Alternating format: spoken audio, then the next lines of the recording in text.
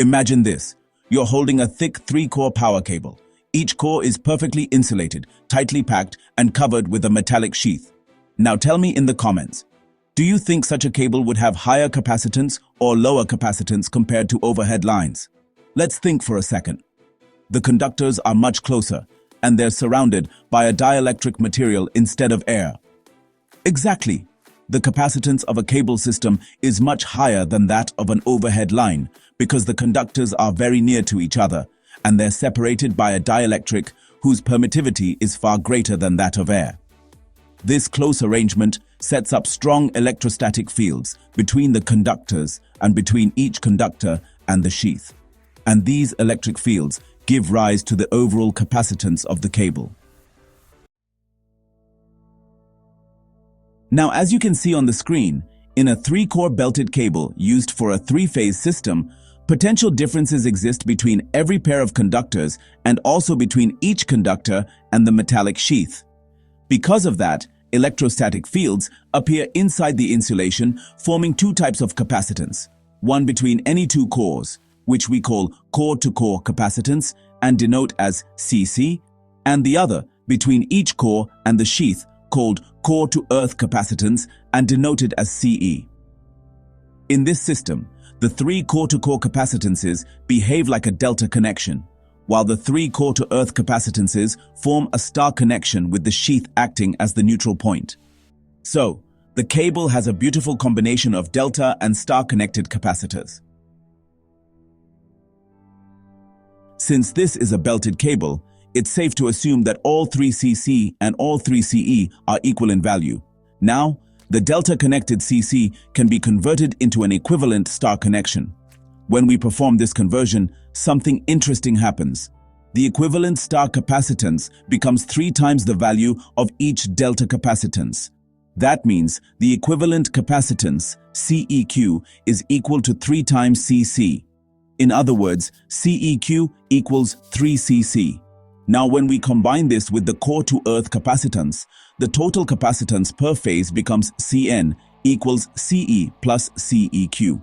By substituting the value of CEQ, we get Cn equals Ce plus 3 Cc. So the total or effective capacitance seen by each phase of the cable is the sum of 1 Ce and 3 times Cc. Tell me in the comments, have you ever done a delta to star conversion for resistors or inductors before? If yes, you've already used the exact same idea here, only this time it's with capacitance. Now, as you can see, this whole system can actually be represented by an equivalent circuit that's made up of 3 star-connected capacitors, each having a capacitance Cn, which equals Ce plus 3 times Cc. When the cable is connected to a 3-phase AC supply, a charging current flows through these capacitors, even when, no load is connected at all. If the phase voltage is VPH, then the charging current per phase is given by the relation IC equals 2 pi FV PH Cn.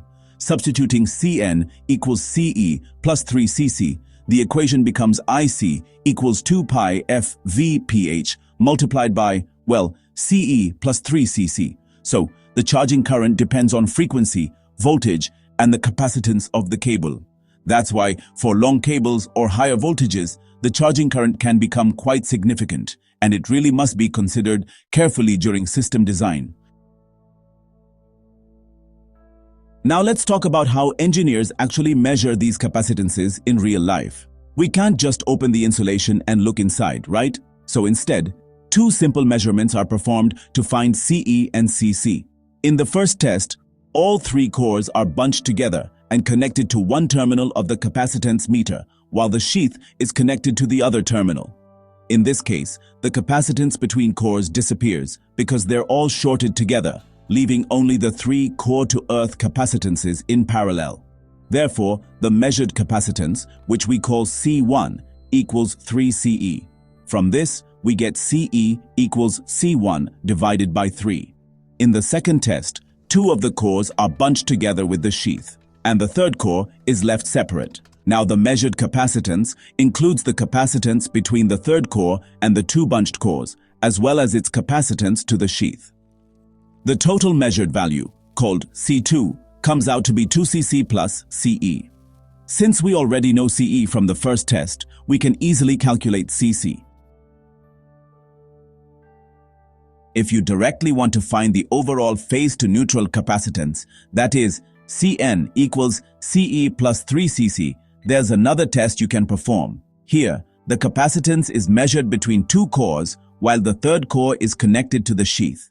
This effectively removes 1 cc from the system, and the measured capacitance, which we call C3, becomes equal to 1/2 of the sum of Ce and 3cc.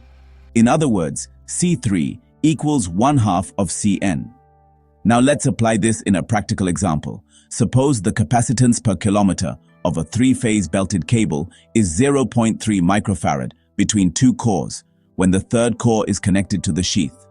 If the cable length is 5 kilometers and it's connected to an 11 kilovolt 50 Hz supply, let's calculate the charging current.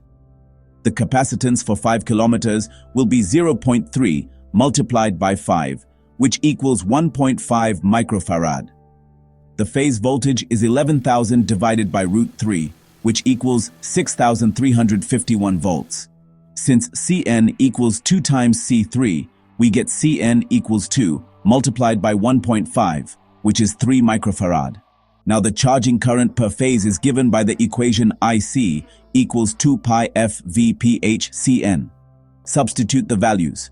2 pi multiplied by 50 multiplied by 6351 multiplied by 3 times 10 to the power minus 6. That gives IC equals 5.98 ampere. So, each phase of this cable draws about 6 amperes of charging current, and that's just due to its capacitance. Isn't that surprising? So friends, today we explored how the capacitance of a 3-core cable develops how the delta and star networks are related, how we can measure the core-to-core and core-to-earth capacitances, and how to calculate the charging current practically. Now tell me in the comments, did you know that a cable could draw several amperes of current even without any load connected? If you found this explanation clear and helpful, don't forget to like this video, share it with your friends and classmates, and subscribe to Electrology for more such detailed and conceptual content.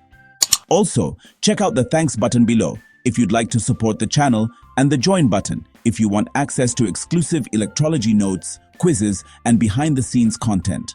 Thank you for watching, keep learning, keep exploring, and I'll see you in the next video, only on Electrology.